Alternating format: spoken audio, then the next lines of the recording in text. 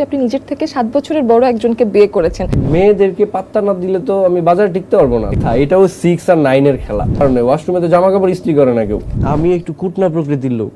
কুটনারা কি করে, ওদের চোখে ভালো কিছু ধরা পড়ে না। যে জায়গায় ধরেন একটা অনেক বড় ওয়াল 10 ফিট বাই 20 ফিট, ওটার মধ্যে ছোট একটা ছিদ্র আছে, যার বলে ছিদ্রের নেশে। আমি খুঁজে খুঁজে ওই ছিদ্রটাই বের করবো। আমি একটা বিষয় নিয়ে চিন্তিত, সেটা হচ্ছে যে আমি আজকে যে ফ্রেমটা পরে আসছি, ভুল করে আমি আমার বড় ভাইয়ের ফ্রেমটা নিয়ে চলে আসছি। এটা পাওয়ার ঠিক নাই। আবার চশমা ছাড়াও মানুষ আমার পরে চিনবে না। ইলিশের ব্যাপারে বাংলাদেশের সাধারণ মানুষ আশাহত হয়েছে, এটা আমার আহত করছে। আপনি যখন একটা অযোগ্য ব্যক্তিকে তেল মাইরা তারে খুশি করলেন, সবচেয়ে বেশি ক্ষতি কিন্তু তার হইলো। ওনারা শুরুর দিকে আমার ওইভাবে নোটিস করে নাই যে এইখানে তো একটা জিনিস দানা বাঁধতেছে, এ তো আমাদের জন্য থ্রেট হইতে পারে, বা ওইভাবে চিন্তাও করে। ওরা আমার ভাই ব্রাদার লেভেলেরই মানুষ, বা চাচা মাচা টাইপের। আমি যখন আপনাকে খুব স্টক করছিলাম, তখন আমি জানতে পারলাম যে আপনি নিজের থেকে 7 বছরের বড় একজনকে বিয়ে করেছেন। সেই বিষয়টা একটু শুনি। এটাও 6 আর 9 এর খেলা। যে মনে করবে যে এটা 9 বা বিয়ে করছে, হ্যাঁ, তার জন্য এটাই রাইট। আর যে মনে করে না সে বিয়ে করে নাই, তাহলে তার জন্য সেটাই সত্য হওয়া উচিত। মেয়েদেরকে পাত্তা না দিলে তো আমি বাজারে টিকতে পারবো না। এটা হয়তো ছোট মুখে বড় কথা হয়ে যায়। আমার মনে হয় আমাদের শুধুমাত্র সোশ্যাল মিডিয়া বলে কথা না, সোশ্যাল মিডিয়া মানে টোটাল সোসাইটিটাই, শুধু কন্টেন্ট ক্রিয়েটরদেরকে নিয়ে আমি কথা বলতেছি না, আমাদের একটু শিক্ষা দীক্ষার ঘাটতি আছে। আমরা অনেক মূর্খ। আমার বিগত দিনের হিস্ট্রি ঘাটেন, আমার জন্মের পর থেকে আপনি কোনোদিন খুঁজে পাবেন না যে অমুক জায়গায় গিয়ে একজন ব্যক্তির সাথে ছবি তুলে আমি নিজের ধন্য মনে করছি, বলছি আমার প্রাণপ্রিয় অভিভাবক। হ্যাঁ, ওয়াশরুমে কেন যায় এটা তো সবাই জানে, একটা কারণেই যায়, এর বাইরে তো আর কোনো কারণ নেই। ওয়াশরুমে তো জামা কাপড় ইস্ত্রি করে না কেউ। ব্যক্তি সামিউল খুবই ইন্ট্রোভার্ট, আর ভাই সাহেব হচ্ছে এক্সট্রোভার্ট। ভাই সাহেব হচ্ছে খবর দেখে না, খবর পড়ে না, খবর তৈরি করে। দেখেন রাজনীতি ব্যাপারটা কেমন হয়ে গেছে জানেন, এই বলে হচ্ছে গরিবের বউ সবারই ভাবি। রেডিওতে শুনছি আমি কেউ নয় আপন পর, কেলাবান কইছিন কথা ঢাকারও শহর, কাঙ্গাল মাইরা জাঙ্গাল দিলে গুনা হইব তো। আজকে আপনি যদি বলেন কুরুচিকর একটা জিনিস, এটা ভাইরাল হয়ে গেছে, তার মানে এই জাতির রুচি ওই লেভেলেই। জাহাঙ্গীরনগর ইউনিভার্সিটির স্টুডেন্টদের নাকি বিয়ে হয় না, কেন হয় না? আঙ্গুর ফল টক, এটা কেন টক? ভাই সাহেব সমন্বয়ক হলেন না কেন? কারণ আমি সমন্বয় জিনিসটা পারি না। আমি আমার বউয়ের সাথে সমন্বয় করে থাকতে পারি না। দুই একবার মাইর খাই প্রতিদিন। তো সমন্বয় জিনিসটা এটা আমার দিয়ে হবে না। এবং আমি দিল্লির লাড্ডু কিন্তু আসলে খাইছি। দিল্লিতে আমি ছিলাম গত বছরে, এবং এটা দিল্লির লাড্ডুটা আসলেই বিরক্তিকর একটা খাবার।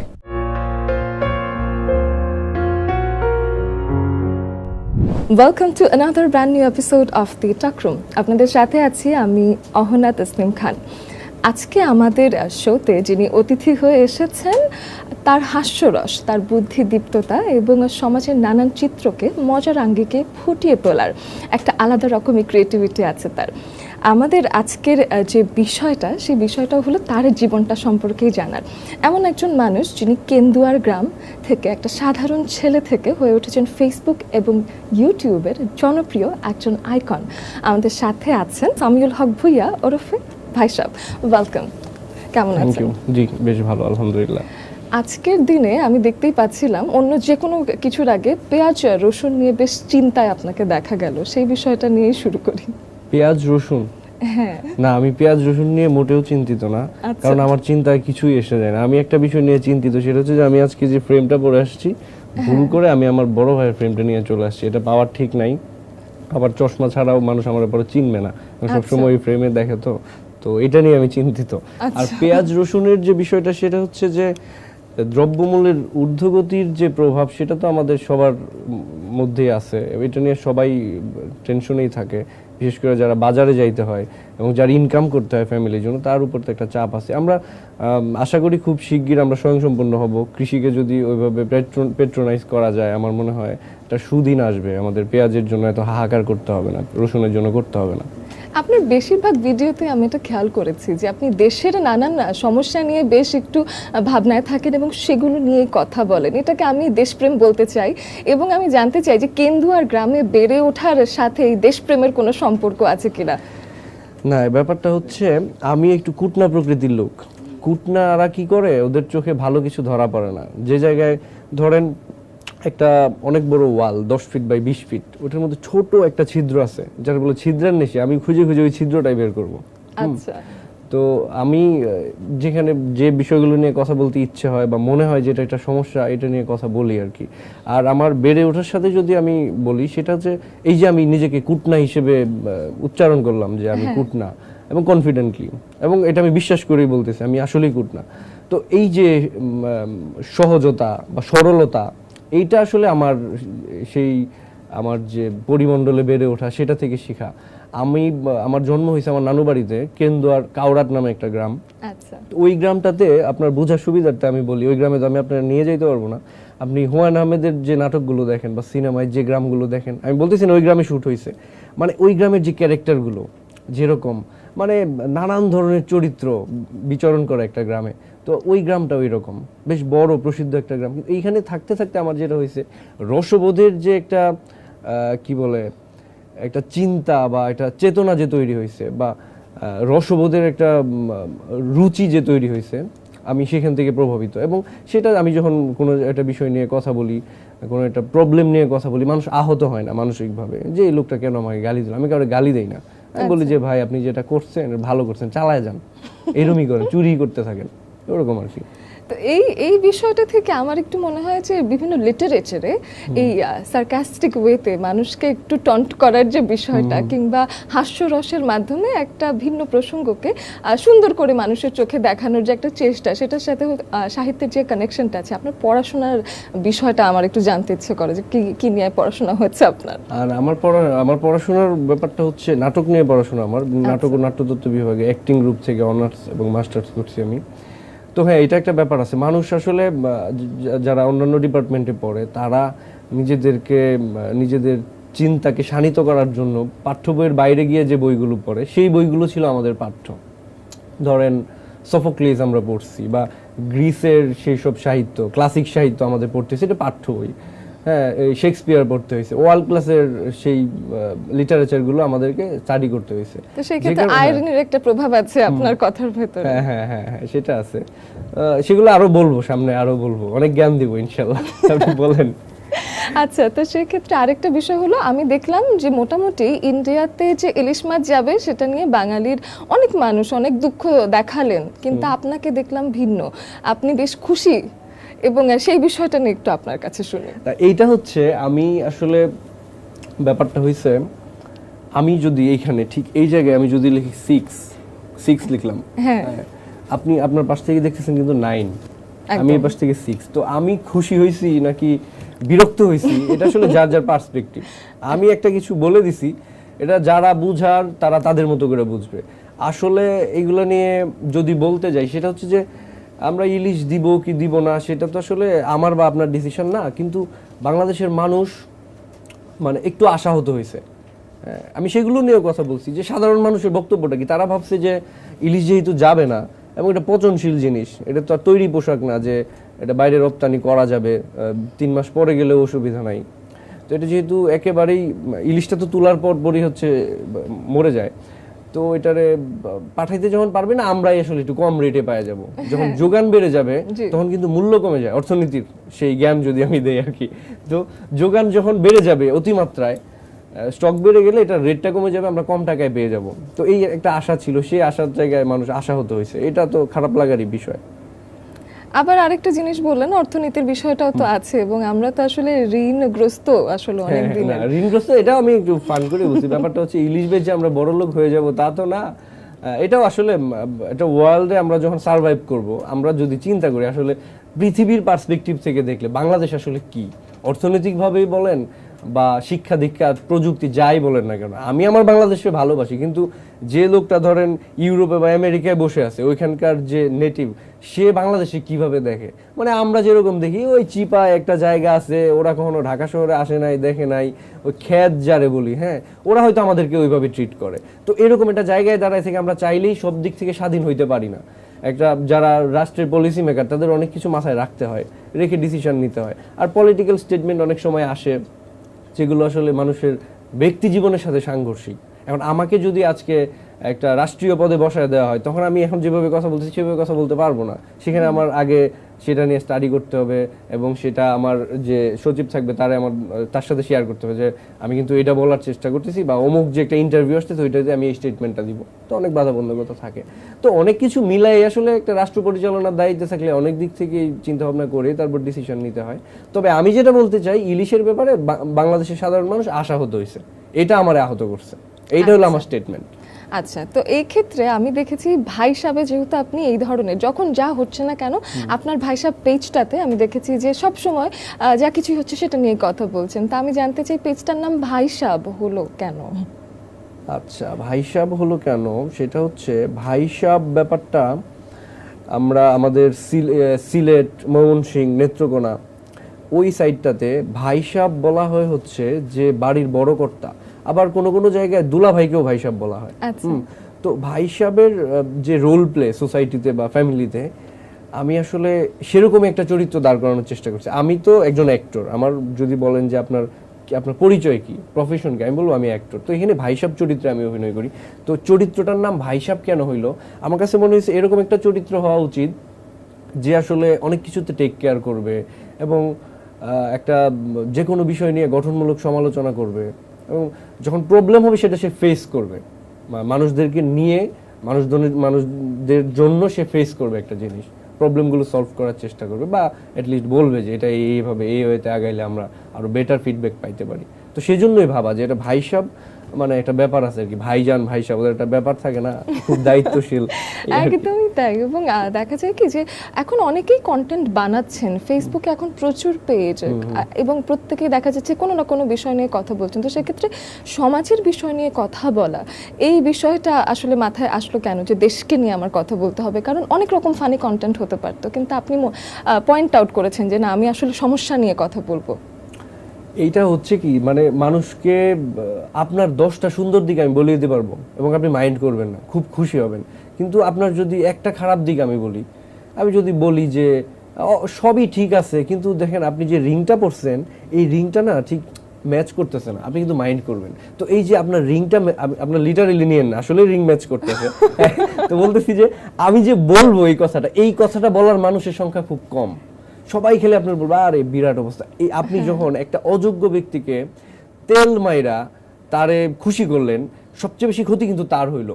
সে কিন্তু বুঝতে পারলো না তার প্যান্টের এই পাশটা ছেঁড়া, সে এইভাবেই হাঁটতেছে, সবাই তার নিয়ে হাসাহাসি করতেছে। কিন্তু আপনি যদি বলে দেন যে ভাই আপনার প্যান্টের তো সাইডটা ছেঁড়া আছে, এটা চেঞ্জ করে দেন, এখন আমরা আসলে ভয় পাই যে বলবো সে কি মাইন্ড করে কিনা। সে যদি বলে এইটাই আমার ফ্যাশন, এইটা আমার স্টাইল, তুমি কে আমাকে প্যান্টের ছেঁড়া নিয়ে কথা বলার জন্য? তো এইগুলা তো সেই জায়গা থেকে আমার মনে হলো যে সবাই তো তেলবাজি করেই, কিছু অন্তত মানুষের থাকা দরকার যারা আসলে মানুষের করবে, কুটনামি করবে, যে এটা সমস্যা, আপনি এটা ঠিক করেন। এই জায়গা থেকে আসলে প্রবলেম। এট ওয়ান পয়েন্ট আমার আসলেই মনে হচ্ছিল যে আমার রিংটা হয়তো ম্যাচ করেনি, আবার আপনি ঠিক করে দেন। আমি অনেস্টলি বলতেছি আমার রিং ম্যাচ করছে, এটা বোঝানোর জন্য বললাম। বাহ বাহ, বেশ। আমার ওই যে তাহলে নাটকের মানুষ অভিনয় ভালো হচ্ছে, যখনই যাই বলছেন না কেন খুব বিশ্বাসযোগ্য করে তোলার একটা বিষয় আছে।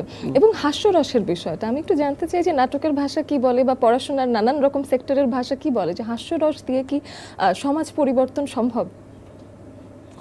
হাস্যরস দিয়ে সমাজ পরিবর্তন, আসলে সমাজ তো একটা বিরাট জিনিস, বিস্তর জিনিস। এইখানে সমাজ একটা হিউজ জিনিস, আবার এখানে প্রবলেমেরও কোনো শেষ নাই, হাজার হাজার প্রবলেম, মানুষের অভিযোগের শেষ নাই।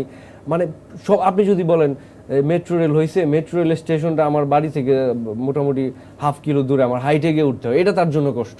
মানে মানুষের প্রবলেমের শেষ নাই। এখন সোসাইটির প্রবলেম সলভ করার জন্য এই হাস্যরস এটা আসলে কতটুকু কাজে দিবে এটা বিবেচ্য বিষয়।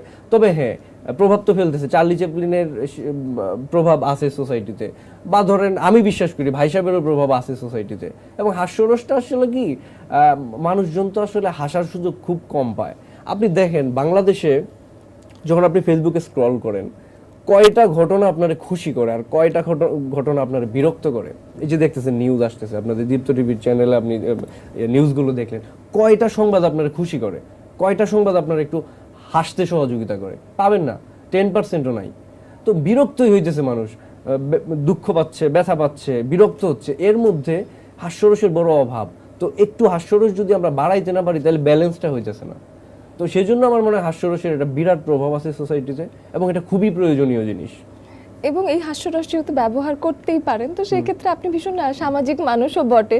তো সেই ক্ষেত্রে এখন আপনি ময়মনসিংহে আছেন এবং আপনি আপনার বেশিরভাগ কন্টেন্ট সেখানেই আসলে এখন শুট হয়, ময়মনসিংহের একটা জায়গায়। আচ্ছা, তো সেই ক্ষেত্রে আমি জানতে চাই যে সেখানকার মেম্বার এবং চেয়ারম্যান তাদের সাথে আপনার সম্পর্ক কেমন, মানে ভাই সাহেবের সম্পর্ক কেমন? আচ্ছা, এটা খুব ইন্টারেস্টিং একটা বিষয়। আমার ব্যাপারে চেয়ারম্যান মেম্বারদের হয় কি, ধরেন ওরা তো ভিলেজ পলিটিক্স করে, অনেকেই আছে যারা হচ্ছে স্মার্টফোনের সাথে অভ্যস্ত না। তো যে লোকের হাতে স্মার্টফোন না, এই লোক আমরা চিনবে না, এটুকু শিওর। আচ্ছা, হ্যাঁ, তো ওনারা শুরুর দিকে আমার ওইভাবে নোটিস করে নাই যে এইখানে তো একটা জিনিস দানা বাঁধতেছে, তো আমাদের জন্য থ্রেট হইতে পারে, বা ওইভাবে চিন্তাও করে। ওরা আমার ভাই ব্রাদার লেভেলেরই মানুষ, বা চাচা মাচা টাইপের। তো তবে একটা জিনিস কনসার্ন, যে হয়তো ভাবে আর কি যে একটা কিছু করব, কোন সময় আবার আমার নিয়ে কি একটা পেজ বাঁধায় দেয়, দেখা যাবে একটা ঘটনা বইলা ফেলাবে। এটা তো একটা, মানে সাংবাদিকদেরকে মানুষ কিন্তু ভয় পায়। হ্যাঁ, যে সাংবাদিকদের হাতে তো একটা আর্মস আছে, ওরা তো নিউজ করে দিবে, তারপর আমি যে চুরি করছি আমি তো ধরা খেয়ে যাবো। তো আমি আমার এলাকার চেয়ারম্যান মেম্বারদের কুটনামি করতেছি না, কিন্তু আমার মনে হয় তারা এই ব্যাপারে কনসার্ন যে ও আসলে একটা কিছু ঝামেলা করবে, একটু কুটনামি করে দিতে পারে, এবং এটা ভালো। এই জবাবদিহিতার ব্যাপারটা যদি সবার ব্যাক অফ দ্য মাইন্ড কাজ করে, তাইলে আমরা সুন্দর একটা সমাজ পাবো। আমরা তো বাংলাদেশ 2.0 তে সেটাই প্ল্যান করছি যে আমরা একটা জবাবদিহিতার রাষ্ট্র চাই, আমরা প্রত্যেকটা প্রশ্নের উত্তর চাই। আমাদের যতই রক্ত গরম হোক, মাথা ঠান্ডা, প্রশ্ন একদম উত্তর পেয়ে ছাড়বো, এরকম একটা বিষয়। আরেকটা বিষয় ঘটনাক্রমে, এবং আমি যখন আপনাকে খুব স্টক করছিলাম তখন আমি জানতে পারলাম যে আপনি নিজের থেকে 7 বছরের বড় একজনকে বিয়ে করেছেন। সেই বিষয়টা একটু শুনি। এটা তো সবাই জানে, এটা নতুন করে কিছু বলার নাই। সেই ঘটনা যদি বলেন, এখন আমি বরাবর যেটা বলি, এটা হইছে কি দিল্লির লাড্ডুর মতো, আপনি যদি খান তবুও পস্তাবেন, আবার না খাইলে তো খাওয়ার আগ পর্যন্ত পস্তাই থাকবেন। এই ঘটনাটা আসলে এটা সত্য কি মিথ্যা, এটাও 6 আর 9 এর খেলা। যে মনে করবে যে এটা 9 বা বিয়ে করছে, তার জন্য এটাই রাইট, আর যে মনে করে না সে বিয়ে করে নাই, তাহলে তার জন্য সেটাই সত্য হওয়া উচিত। তবে আমি যদি একদম ক্লিয়ার করে বলি যে আপনার কোশ্চেনের অ্যানসারটা যদি আমি দিই, এক্সাক্ট অ্যানসার যেটা সত্য, সেই অ্যানসারটা হচ্ছে ভাই সাহেব অত্যন্ত সুকৌশলে এই প্রশ্নটি এড়িয়ে যায়। মানে ম্যারিটাল স্ট্যাটাসটা আননোনই থাকলো এখন। এবং আমার মনে হয় এইগুলা প্রশ্ন উত্তর না দেয়াই ভালো। হ্যাঁ, মানুষের কেউ আশাহত হবে। ওহো, এরকম হতো। তাহলে ভাই সাহেবের একটা ভালো ফ্যান ফলোয়ার আছে। তাহলে আমি একটু জানতে চাই, ইনবক্সে মেয়েরা এরকম কোনো টেক্সট পাঠায় কিনা যে খুব ইন্টারেস্টেড তারা? না, আমি বলি, আমি আমার ভাই সাহেব পেজের ইনবক্স আমার দেখার সুযোগ নাই। আমার ছোট ভাই আছে সজীব, ও হচ্ছে এগুলো সব দেখাশোনা করে। আমার মনে হয় না কেউ আমার পাঠাইলে, ও যেহেতু আমার ছোট ভাই, ওর সাথে আমি এত ফ্রি না, ও ওর মতো রাইখা দেয়, বায়া করে দেয় আর কি। বড় ভাইরে নকটক দিবে, আমি এগুলোর মধ্যেই নাই। আচ্ছা, তো মেয়েদেরকে পাত্তা দিচ্ছেন না একেবারে? পাত্তা দেওয়ার বিষয় না, আসলে বিষয়টা হচ্ছে যে এই মেয়েদেরকে পাত্তা না দিলে তো আমি বাজারে টিকতে পারবো না। মেয়েরা তো আমার দেখে, কিন্তু বিষয়টা হচ্ছে যে আমি আসলে কতটুকু প্রশ্রয় দিব, কতটুকু অ্যাক্সেস দিব। হ্যাঁ, তো সেটা তো আছেই, সেটা নিয়ে অসুবিধা নাই, যোগাযোগ করে হয়, সেটা ঘটে আর কি, কিন্তু এগুলো এখন বলা যাবে না। আচ্ছা, বলা যাবে না। তাহলে আমরা কথা সুকৌশলে কিংবা অপকৌশলে নানান ভাবে আসলে পাচ্ছি না এই উত্তরটা। আরো কি ভিডিও দেখতে হবে? আরো অনেকদিন স্টক করার পরে কিছু কি জানতে পারবো কোনোদিন? না, আমি তো বলার জন্য আসছি, কি জানতে চান বলেন? ওই যে ম্যারিটাল স্ট্যাটাসটা তো এখনো জানলামই না, মানে আসলে কি আমাদের ভাবি আছে নাকি? হ্যাঁ, অবশ্যই ভাবি আছে, এবং এটা আমারে জিজ্ঞেস করতে পারে, আমার যে কোনো দর্শক আপনি জিজ্ঞান যে আসলে কি তার ওয়াইফ আছে কিনা। তুমি কি বলেন, আপনি জানেন না ওনার সাথে আপনি একটা শো করছেন, এটাই জানেন না? সে তো বিয়ে করছে যে, এবং তার শ্বশুর বাড়ি, তার বউ, তার বউয়ের বড় ভাইদের গল্প অহরহ আমরা সবাই জানি, আপনি কেন জানেন না? আপনার দোষারোপ করবে ওরা। আচ্ছা, তাহলে মোটামুটি আমি জেনে গেলাম।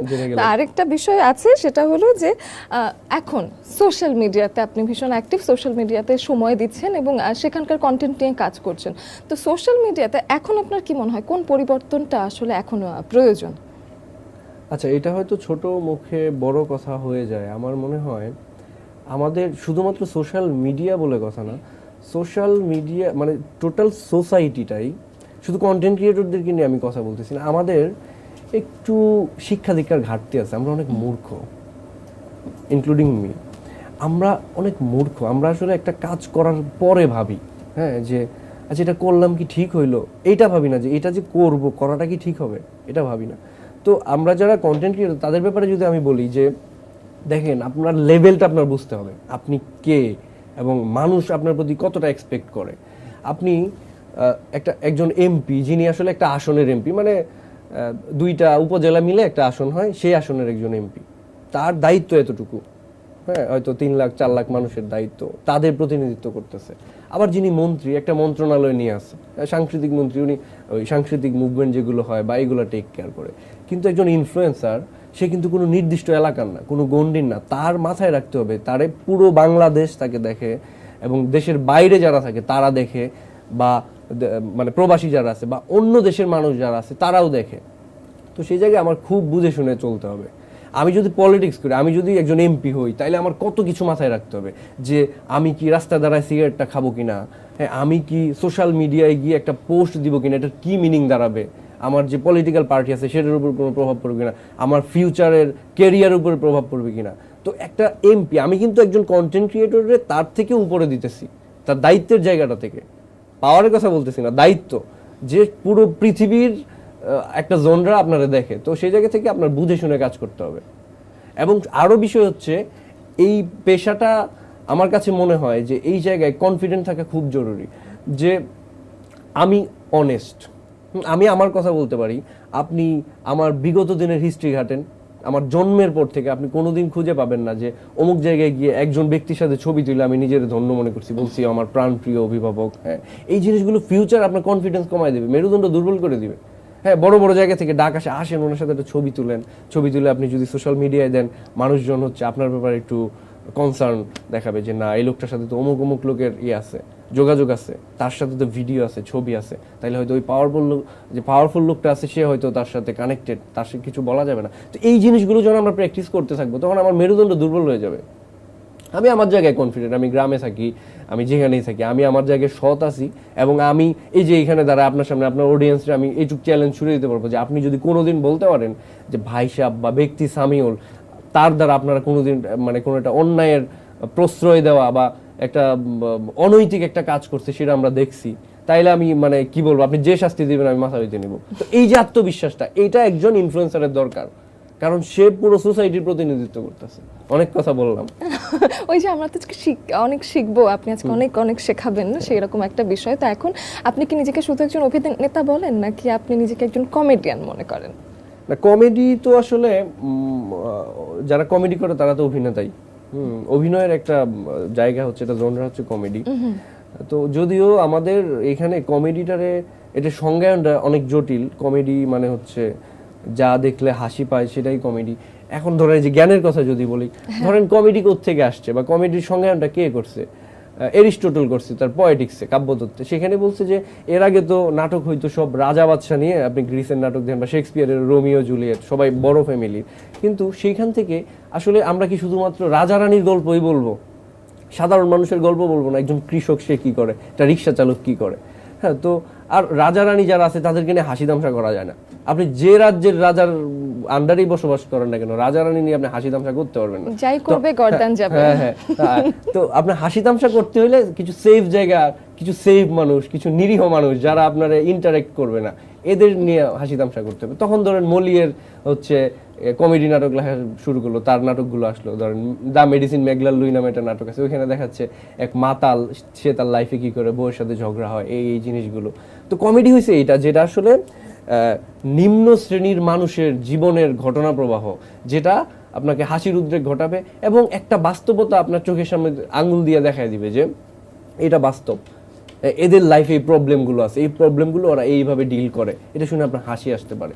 চার্লি চ্যাপলিনের আপনি দেখেন, চার্লি চ্যাপলিনের যে মুভিগুলো দেখি বা এখন হয়তো ক্লিপ টিপ আমরা দেখি, ওখানে দেখাচ্ছে যে একটা সিঙ্গেল ফাদার, ছোট একটা বাচ্চা আছে, ওরে কিভাবে পালতে হয়, এটার যে কি বাস্তবতা। এবার একটা গরিব মানুষ, তার লাইফের হিস্ট্রিও যদি আপনি দেখেন, হ্যাঁ, তো এইখানে আসলে নিচু শ্রেণীর মানুষদেরকে দেখাইতেছে এবং হাস্যরসের মাধ্যমে এটা সবার মধ্যে একটা গ্রহণযোগ্যতা তৈরি হইতেছে, সবাই এবারে একটু কনসার্ন দেখাইতেছে। কিন্তু আমরা যেটা দেখতেছি যে এখানে দুইটা স্ল্যাং ঢুকাই দেই, অমুকের নামে উনারে রোস্ট করি, এটা করি ওইটা করি, তাইলে হচ্ছে মানুষজন আমার হবে। তো এই কালচারটা থেকে একটু বের হওয়া দরকার কমেডি। আর যে আপনি যেটা বলতেছিলেন যে আমি অভিনেতা নাকি কমেডিয়ান অভিনেতা, মানে জনরা যদি বলেন, আমি হাসতে ভালোবাসি, হাসাইতে ভালোবাসি, তো আপনি যদি আমার কমেডিয়ান অ্যাক্টর ভাবেন সেটা অসুবিধা নেই। কিন্তু আমার মেইন স্ট্রিমে কিছু কাজ আছে যেগুলোতে কমেডি নাই সেই অর্থে। আচ্ছা, তো সেক্ষেত্রে আপনার কোনো ইন্সপিরেশন আছে কমেডিয়ানের ব্যাপারে, যে আপনি কোনো একজন কমেডিয়ানকে ভীষণ ভালোবাসেন, তার কাজ দেখতে পছন্দ করেন?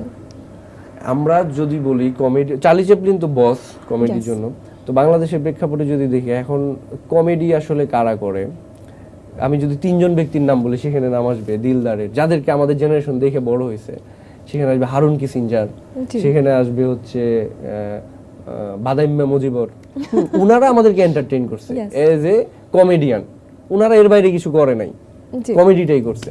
কিন্তু কমেডি তো শুধুমাত্র খালি হাসাইলো। এখন ওই মোশাররফ ভাইয়ের কথা যদি বলি, উনি নিজের কমেডিয়ান হিসেবে, অ্যাক্টর হিসেবে উপস্থাপন করতে চায় না। উনি একটা অ্যাওয়ার্ডও ফেরত দিয়েছিল আমি যতদূর জানি। তো ব্যাপারটা হচ্ছে উনার অ্যাক্টিং আমার আসলে আলাদা একটা আনন্দ দেয়। একটা ঘটনা যদি বলি, FNF নাটকে, এটা হচ্ছে রেদওয়ান রনি ভাইয়ের নাটক, ওইখানে একটা সিন আছে এরকম, মোশাররফ করিম ভাই গিয়ে বলতেছে, এই মিথিলা কোথায় রে, মিথিলা কোথায়? মিথিলা বোন বলতেছে যে ও তো ওয়াশরুমে। ওয়াশরুমে কেন? ও তাই তো, ওয়াশরুমে কেন, এটা তো আর বলা যায় না। তো এইখানে উনি সিরিয়াস একটা ঘটনার মধ্যে এই যে হালকা একটা পাঞ্চ লাইন দিল না, এখানে তেমন কিছুই না। মানে এটা মানুষের এরকম যখন সে খুব তটস্থ থাকে তখন এটা ক্যারেক্টারের সাথে সাংঘর্ষিক না, যে সে হন্তদন্ত হয়ে খুঁজতে গেছে ওয়াশরুমে কেন? ওয়াশরুমে কেন যায় এটা তো সবাই জানে, একটা কারণেই যায়, এর বাইরে তো আর কোনো কারণ নেই। ওয়াশরুমে তো জামা কাপড় ইস্ত্রি করে না কেউ। না, অনেকে আবার গিয়ে ভাবনা চিন্তার জন্য যায়, কিন্তু অনেকে সেটাই নিয়ে হোক, বসে ভাবেন ওখানে। তো এইটা জানার জন্য উনি জিজ্ঞেস করে না, উনি আসলে হাইপার হয়ে জিজ্ঞেস করছে। তো এরকম ছোট ছোট কিছু ট্রিটমেন্ট আছে তার অ্যাক্টিং এ, এরকম অনেক, চঞ্চল চৌধুরীরও আছে, বা মেনস্ট্রিমে যারা অ্যাক্টিং করতেছে এখন কিন্তু আসলে এই খুব কাঠখুট্টা মার্কা অ্যাক্টিং এগুলো চলে না খুব এখন। স্ক্রিপ্ট বেসডও চলে না, বরং আমি শুনেওছি যে চঞ্চল ভাই অথবা মোশাররফ করিম ভাই, ওনারা স্ক্রিপ্ট ছাড়াও আসলে টেকগুলো দিয়ে থাকেন এবং ওনাদের ন্যাচারাল টেকগুলোই আসলে বেশি গ্রহণযোগ্যতা পায় পরবর্তীতে। এটা বেশ চমৎকার। তো সেক্ষেত্রে আপনি তো একটা ক্যারেক্টার প্লে করেন, তো সেক্ষেত্রে ভাই সাহেবের কিছু বৈশিষ্ট্য আমরা জানি, কিন্তু ব্যক্তি সামিউলকে হয়তো আমাদের কিছু কিছু জানার বাকি আছে। ব্যক্তি সামিউল আর ভাই সাহেব, এই দুজনের মধ্যে পার্থক্য আর মিল দুটোই জানতে চাই।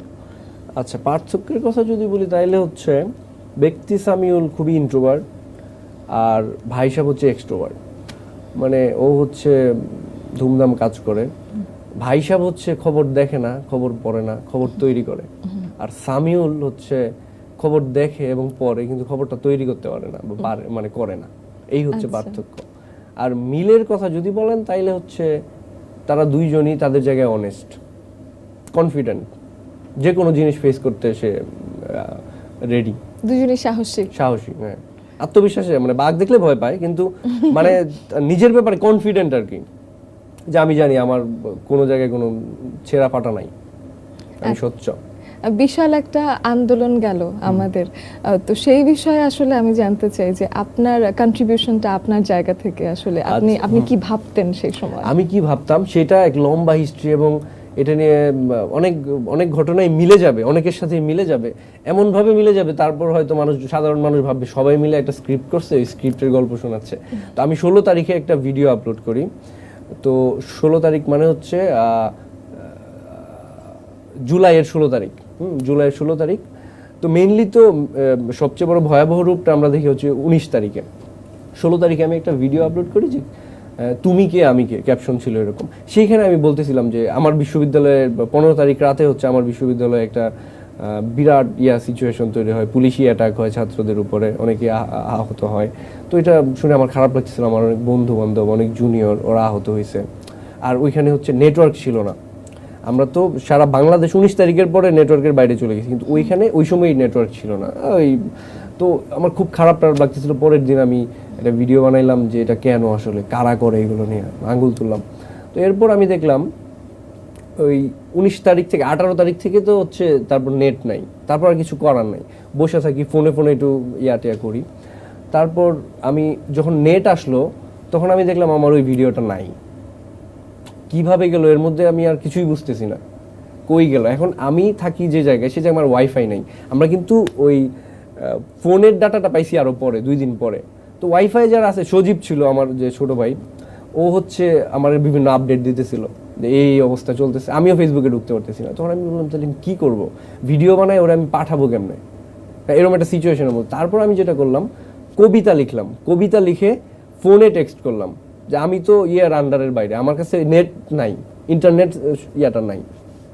সেটা হয়তো ঘাটলে ঘুটলে একটু পাওয়া টাওয়া যাইতো, ওরে পাঠাইলাম, সে এগুলো এই কবিতাগুলো হচ্ছে এখানে যেটা হচ্ছে ইয়া করছে। এরপরে যে বলে যে ফোন পাইছিল, আমার ক্ষেত্রে এটা হয়েছিল। হ্যাঁ, আমি 27 তারিখে হচ্ছে 27 বা 28 তারিখে হোয়াটসঅ্যাপে হচ্ছে একটু নক পাই।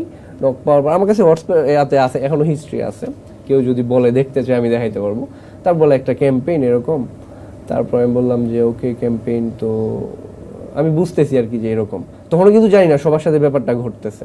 আমি বললাম এটা আসলে এটা তো ভালোই, ওরা যেটা বলতেছে যে ভাঙচুর হইতেছে এগুলো নিয়ে একটু কথা বলুন। দেখেন ভাই, ভাঙচুর হইতেছে তো নানান কারণ, এটার পেছনে অনেক গল্প আছে। তো আমি শুধু শুধু এটা নিয়ে স্টেটমেন্ট দিলে আমার দর্শক আমার উপরে হবে, তাছাড়া এটা তো আমার একটা প্রমোশনাল পারপাস সার্ভ করতেছে আপনাদেরকে। হ্যাঁ, তো এটা তো পেইড হইতে হবে। তারপর বলে হ্যাঁ তাইলে এটার জন্য আপনার কত পেমেন্ট করতে হবে। আর আমি বলছি ভাই আমার তো পেমেন্ট হিউজ, হ্যাঁ, এবং এখান থেকে কোনো কম্প্রোমাইজ করার সুযোগ নেই, আমার তো আসলে 3 লাখ টাকা লাগবে। তো আমি জানি 3 লাখ টাকা ওরা আমার জন্য ইনভেস্ট করবে না, কারণ আমার থেকে অনেক বড় বড় মানুষ পাওয়া যাবে আরো কম টাকায়। আর আমি যদি সরাসরি ইগনোর করি যে না আমি এটা তো করতে পারবো না, করবো না, তাইলে আসলে কি হবে, আমার ধরে নিয়ে যাবে কিনা। আসলে অস্থিতিশীল একটা সময়, তো সবাই বেশ কনফিউজ ছিল যে আসলে আমি বলবো নাকি বলবো না, অনেকেই ভেবেছেন কিন্তু। এবং আমি যে জায়গায় ছিলাম ওই ইয়ার সময়টাতে, আমি আমার বাড়িতে ছিলাম না, এরকম একটা জায়গায় ছিলাম যে অ্যাড্রেস কেউ জানে না।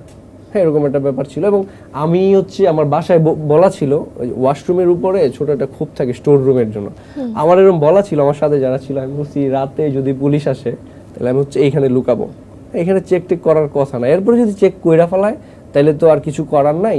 এবং আমি যেটা বলে দিছি যে এখানে হচ্ছে আমার ফ্যামিলিরে কোনোভাবে ইনভলভ করা যাবে না, কোনো সাংবাদিকের সামনে ইন্টারভিউ করা, বা আমি প্রিপারেশন নিয়ে রাখছি যে আমি অ্যারেস্টেড হইতে পারি। ওইরকম একটা সময় আমরা পার করছি আর কি।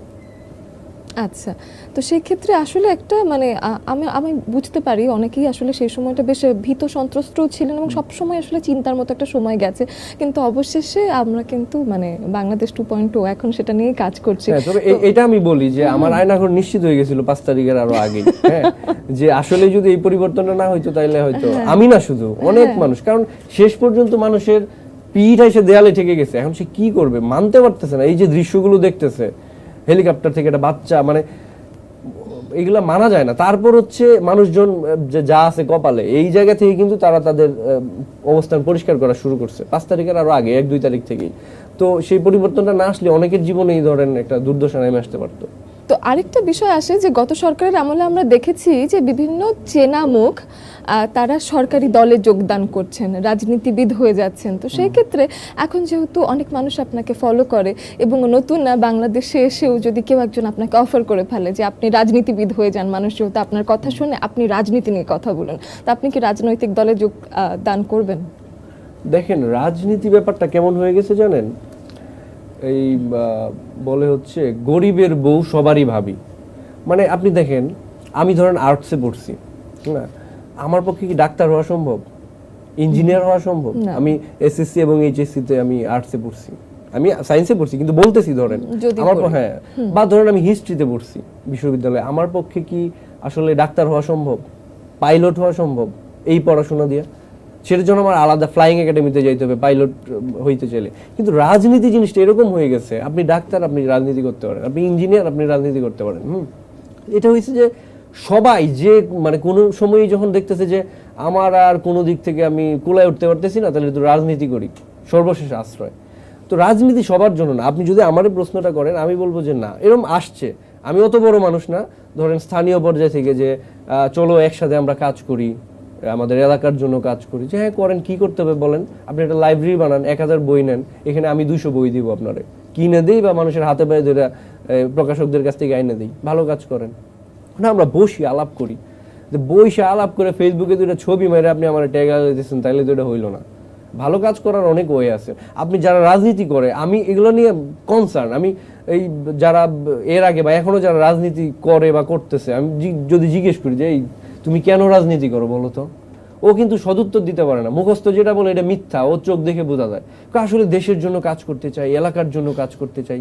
ও আসলে রাজনীতিটা করে এই জন্য, ও একটা ব্যাকআপ চায়, ও চায় এলাকায় একটা ক্ষমতা দেখাইতে, ও চায় উপরি কিছু টাকা, পার্ট টাইম জব হিসেবে রাজনীতিটা করতে চায়। ও চায় যে বাইক দিয়ে ঘুরবে, ওর বাইক কেউ ধরবে না, হেলমেট পরবে না, গাড়ির নাম্বার থাকবে না, তেলটা ওর কোনো বড় ভাই দিয়ে দিবে, এই জন্য সে রাজনীতি করে। তো রাজনীতির দৃশ্যপট চেঞ্জ হইতে হবে। তাহলে এখন তো আমরা আসলে যেহেতু জবাবদিহিতার একটা সময় চাই, তো সেই ক্ষেত্রে এখন আসলে আমরা এই রাজনৈতিক যে ব্যবহার মানুষ করছে, রাজনীতির যে ব্যবহারটা মানুষ করছে, সেই ব্যবহার থেকে আসলে বেরিয়ে আসতে চাই। এবং এই ধরনের যে অভ্যেস থেকে আমরা বেরিয়ে এসেছি, সেটা ডক্টর মোহাম্মদ ইউনূস এসেও আসলে বেশ কিছু পরিবর্তন দেখিয়েছেন। সেটার জন্য আমি আসলে বেশ আশাবাদী যে অনেকেই হয়তো এখন রাষ্ট্রীয় নানান রকম ক্ষমতা ওভাবে ব্যবহার করবেন না, উই ক্যান অনলি হোপ। তো এখন এসে আরেকটা বিষয়, সেটা হলো আমাদের র্যাপিড ফায়ারের সময় হয়ে গেছে, কিন্তু তার আগে আপনাকে আরেকটা প্রশ্ন করতেই চাই। সেটা হলো যে আগামী 5 বছরে নিজেকে রাজনীতিবিদ হিসেবে তো দেখতে চাচ্ছেন না, কিন্তু কোথায় কোথায় দেখতে চান? চাঁদে দেখতে চাই। চাঁদে? মঙ্গল গ্রহে? না, চাঁদে যাব না। আমি এটা খুবই মানে একেবারেই কর্পোরেট ইন্টারভিউয়ের একটা কোশ্চেন। আপনি 10 বছর পর নিজেকে কোথায় দেখতে চান? তো আমি যদি অনেস্টলি বলি, আমি অ্যাক্টর। তো আমার ধরেন আমার পাইপলাইনে 2টা সিনেমা আছে, একটা খুব শিগগির রিলিজ হবে, আর একটা শুটিং ক্লোজ হয়ে গেছে, আর নেক্সট বর্ষাতে আরেকটা আমরা কাজ করবো। তো 3টা সিনেমা আমার অলরেডি মোটামুটি রেডি আছে বা হবে ইনশাল্লাহ। টিভি নাটক অন এয়ার হবে এই মাসে 2টা কাজ হইতেছে। তো আমি আমার লক্ষ্যমাত্রার কথা যদি চিন্তা করি, আগামী 5 বছরে আমি চাবো যে আমার অন্তত 5-7টা ফিচার ফিল্ম থাকবে, নিজের পক্ষে 5টা, আমার 3টা তো পাইপলাইন আছে, আর 2টা হইলে আগামী 5 বছরে। এরপরে আমি অ্যাক্টর হিসেবে মোটামুটি প্রতিষ্ঠিত হবো, অ্যাক্টিংটা আমি শিখবো, মানুষজন আমারে বলবে যে না ও অ্যাক্টিংটা শিখছে। এটা হলো আমার লক্ষ্যমাত্রা। পাশাপাশি 5 বছরের মধ্যে অন্তত 100-200 মানুষের যদি আমি একটা করে দিতে পারি, কর্মসংস্থানের ব্যবস্থা করতে পারি আমার থ্রুতে। আমার তো আর এত টাকা নাই যে গার্মেন্টস খুলে আমি করবো। এরকম যদি হয় যে আমি আমার টিমটা বড় করলাম, এখানে 2জন এডিটর আছে, সেও তো কাজ করতেছে এখানে আমার সাথে, আমার টিমে আমার হেল্প করতেছে, সিনেমাটোগ্রাফার থাকবে 2জন, রিসার্চ টিম থাকবে। এইভাবেও যদি আগামী 5 বছরের মধ্যে আমি আশা করি যে নানান ওয়েতে, আমার আরো বিজনেস আছে, নানান ওয়েতে অ্যাটলিস্ট 200 মানুষের, আমার যেহেতু সারা জীবনের লক্ষ্য 1000 মানুষের কর্মসংস্থান তৈরি করা, তো আগামী 5 বছর অন্তত 200 মানুষের কর্মসংস্থান তৈরি করার মতো একটা জায়গা যদি তৈরি করতে পারি, তাইলে আমি হ্যাপি। বাহ। তো র্যাপিড ফায়ারে আপনি ফায়ার করতেই চাচ্ছেন, কিন্তু তার আগেও আমি আসলে যেতে পারছি না, আমার একটা কাজ আসলে মাথার ভিতর খুব ঘুরছে। সেটা হলো আমি দেখলাম যে গ্রামের দুলাভাই সে কিনা আপনাকে বলল গান শোনাতে, এবং আপনি কি বললেন যে না, টাকা ছাড়া তো আমি গান শোনাই না। তো আমি কি কারোর কাছ থেকে 10 টাকা নিব? কারোর কাছে 10 টাকা আছে?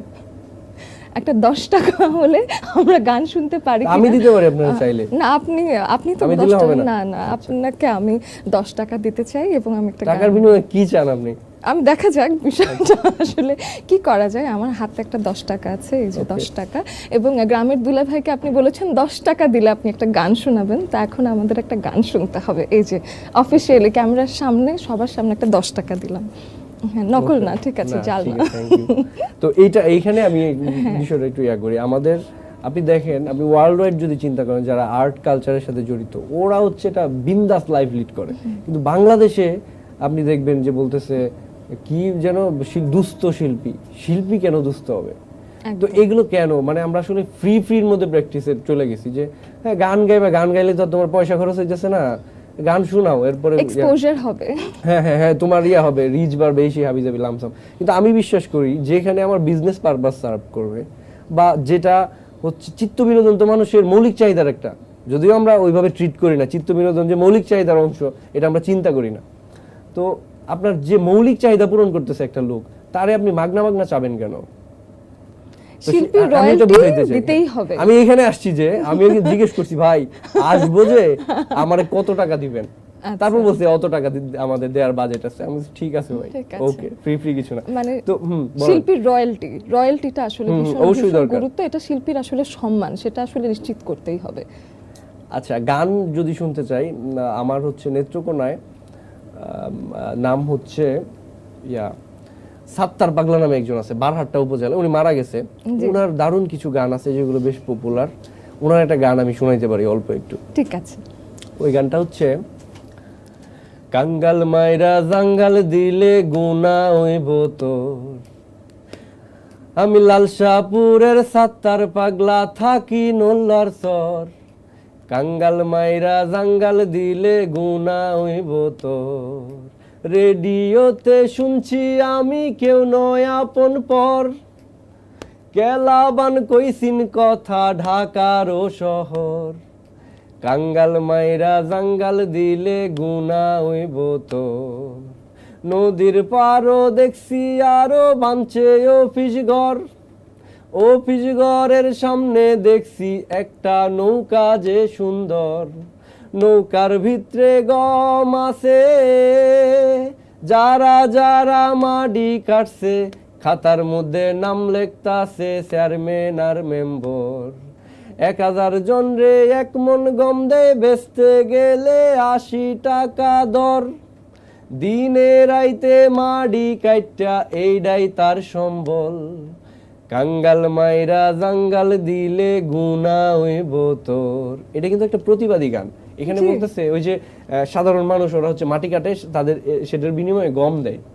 তো চেয়ারম্যান মেম্বার ওরা হচ্ছে ওদের গোডাউনে ঢুকায় ফেলে, ওদের 1000 মানুষে 1 মন গম দেয়, মানে 40 কেজি গম 1000 মানুষে ভাগ করে দেয়। তাও 1 মন গমের দাম হয় 80 টাকা। 1000 মানুষ 80 টাকা দিয়ে কি করবে? এইটা সেটা গানের মধ্যে নিয়ে আসছে আর কি। এরকম অনেক গান আছে ওনার। বেশ, মানে আমাদের বাংলা ভাষায় এবং আমাদের মৌলিক অনেকগুলো গান আছে, বেশিরভাগ গানে কিন্তু আমাদের নানান পরিস্থিতিকে আসলে তুলে ধরে। প্রচুর প্রচুর প্রচুর সমৃদ্ধ যদি গানের পেছনটা একটু চলে যায়, তো সেই ক্ষেত্রে এখন সমাজ কিংবা আমাদের সোশ্যাল মিডিয়ার চেঞ্জটা নিয়ে শুনেছি। আপনার কি মনে হয় যে এখন গানের যে ক্রিয়েশন সেগুলোর ভিতরে আসলে আগের এই কালচারটা আসলে ফিরিয়ে আনার কোনো সুযোগ আছে? হ্যাঁ, অবশ্যই সুযোগ আছে। আমরা একটা অন্ধকার যুগ পার করে আসছি। তারপর 16-17 সালের পর এটাকে যে যেভাবেই দেখে, ধরেন টিভির টিআরপি কমে গেছে, কিন্তু ধরেন এই যে ইউটিউব আসলো না, বা এই যে একটা ওপেন প্ল্যাটফর্ম সবার জন্য, এইটা মানে ক্রিয়েটিভ কাজ করার জন্য বেশ পজিটিভ একটা বিষয়। তো আপনার এলাকার দারুণ যদি একটা গান থাকে, আগে আসলে সেটা প্রচার করার জন্য রেডিওতে আসতে হইতো। এখন ওই লোক রেডিও পর্যন্ত আসবে, ঢাকা শহর জীবনে আসে নাই। ওই সাত্তার পাগলার গান যে আপনি শুনতেছেন, সেটা কিন্তু সোশ্যাল মিডিয়ার কারণে। আজকে বা আমাকেও যে আপনি দেখতেছেন সোশ্যাল মিডিয়ার কারণে। আমি তো টিভি সেলিব্রিটি না বা সোশ্যাল মিডিয়া পার্সোনালিটি না, আমার তো মানে কি বল মিডিয়া পার্সোনালিটি না। তো এই যে সোশ্যাল মিডিয়া আমাদেরকে কিন্তু একটা ওপেন জায়গা করে দিচ্ছে, যে আমি আমার ইচ্ছা মতো করে আমার ক্রিয়েশনগুলোর আমি শেয়ার করতে পারতেছি। মানুষের যদি ভালো লাগে তাহলে নিয়ে নিতেছে, মাঝখানে অন্য কোনো এজেন্সি নাই। যেমন আমার দীপ্ত টিভিতে আসতে হবে, আয়সা বলতে হবে আমি গান গাইতে পারি, ভাই আমার একটা গান রেকর্ড করেন। তারপর দীপ্ত টিভি সেটা দেখবে, দেখে তারপর তাদের মনে হইলে তারা এটা আপলোড করবে, টিভিতে দেখাবে। তারপর দর্শকের যদি ভালো লাগে তারা আমারে পছন্দ করবে। তো এখন ওইটা তো আর নাই। আমার একটা পেজ আছে, আমি দিলাম আপলোড করে, মানুষের ভালো লাগলে বলতে আবার করেন। আবার এটার আছে, পৃথিবীতে অবিমিশ্রিত ভালো কিছু নাই, এটা খারাপ দিকও আছে।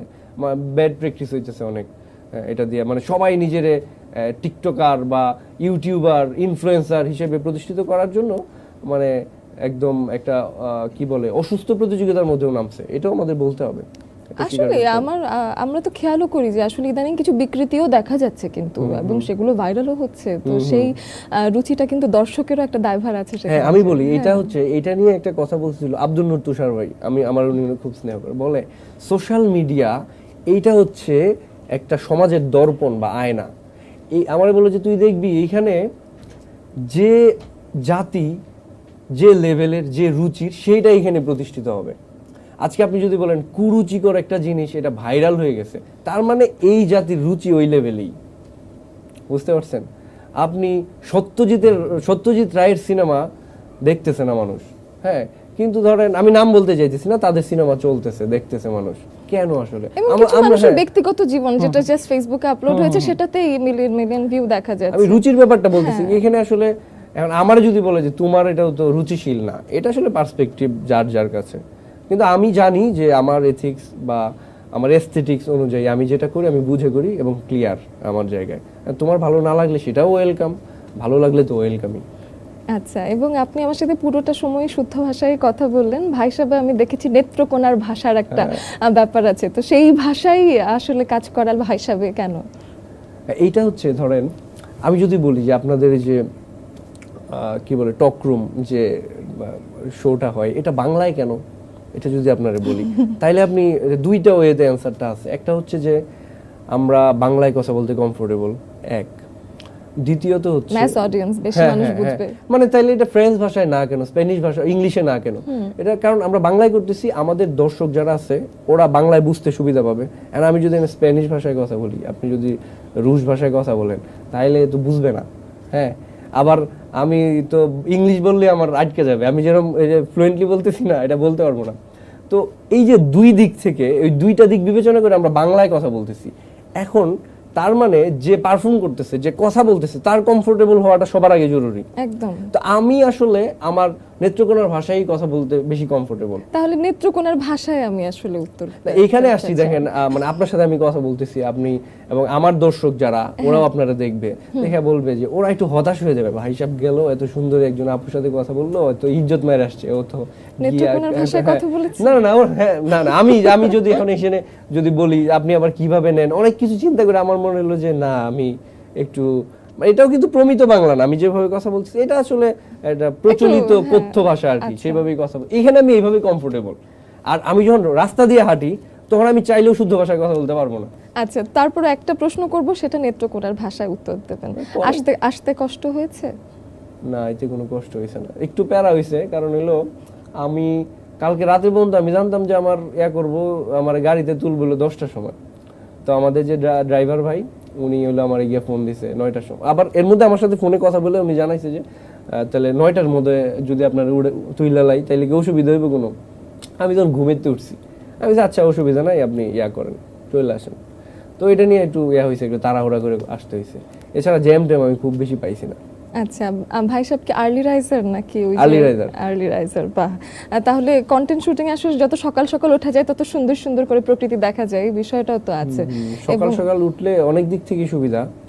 আপনি সকালে উঠলে সকালের আবহাওয়াটা অন্যরকম থাকে, বাতাসটার আলাদা একটা শক্তি থাকে, দিনটা বড় মনে হয়, অনেক কাজ করা যায়।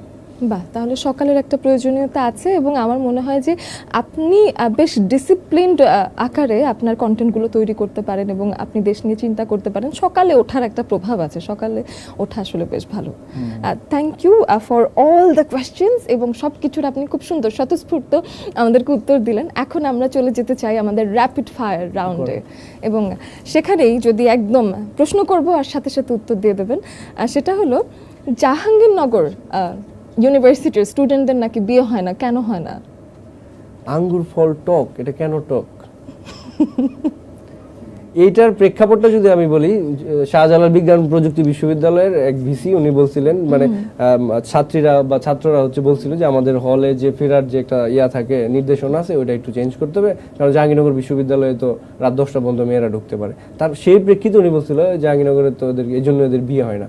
তো এইটাকে আমরা প্রতিবাদের ভাষা হিসেবে ব্যবহার করছি, এই জিনিসটা যে আমরা নিজেরা মজা নিতাম, হায় রে আমাদের তো বিয়ে হবে না। কিন্তু বিয়ে না হয়ে যাবে কি করবে? জাহাঙ্গীরনগর কি চিরকুমার বিশ্ববিদ্যালয়, চিরকুমারী? এটা আসলে মানুষজন আমাদেরকে নিয়ে মজা নেয়, আমরাও মজা নিয়ে নিই, আমরা মন খারাপ করি না।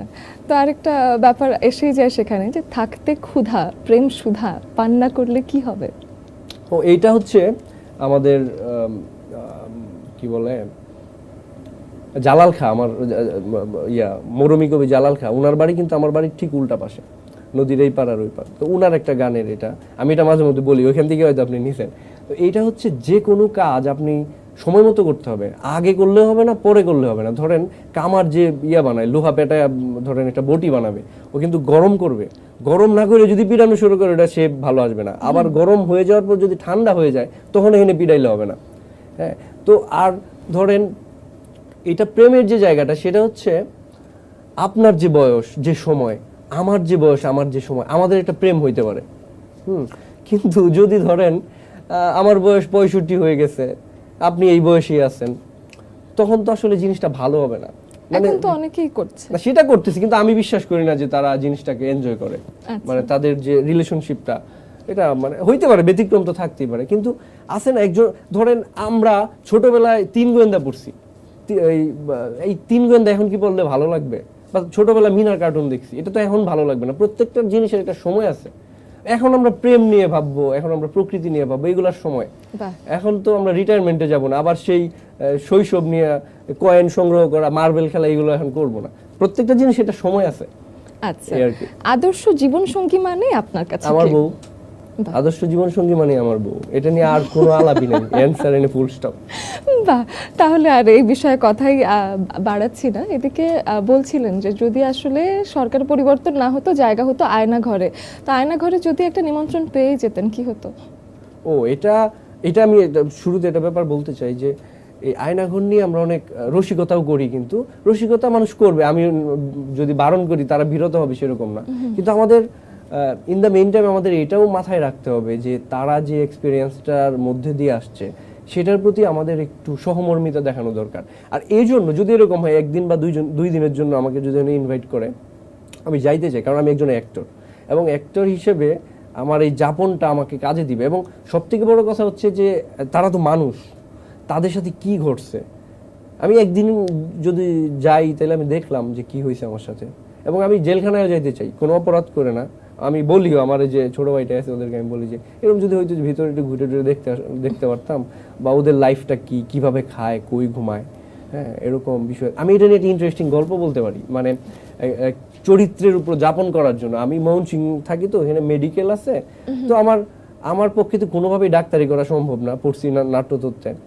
তো আমার মনে হলো যে একজন ডক্টর আসলে তার মেন্টালিটি কেমন হয়, তার যাপনটা কেমন হয় একটু বোঝা দরকার। সেই চিন্তা করে আমি ভাবলাম আমার যে স্টেথোস্কোপ ছিল, প্রেশার মাপার জন্য সবার ঘরে ঘরেই থাকে, তো আপনি হসপিটালে একজন ডক্টরের আইডেন্টিটি কিন্তু তার কার্ড না, স্টেথোস্কোপ। এটা যদি হাতে থাকে বা কাঁধে থাকে, অ্যাপ্রন অনেক সময় ডক্টররা পরে না, তো এটা যদি থাকে তার মানে আপনি ডক্টর। তো আমি কি করলাম, হসপিটালের 3 তলায় বা 4 তলায় হচ্ছে কেবিনগুলো আছে, তো ওইখানে ডক্টর রাউন্ডে যায়, রাউন্ডে গিয়ে হচ্ছে রোগী টোগী দেখে ওরা কিছু মেডিসিন অ্যাড করতে হলে সেটা করে, প্রফেসররা যায়, তো তাদের সাথে সাথে ইন্টার্ন ডক্টররা যায়।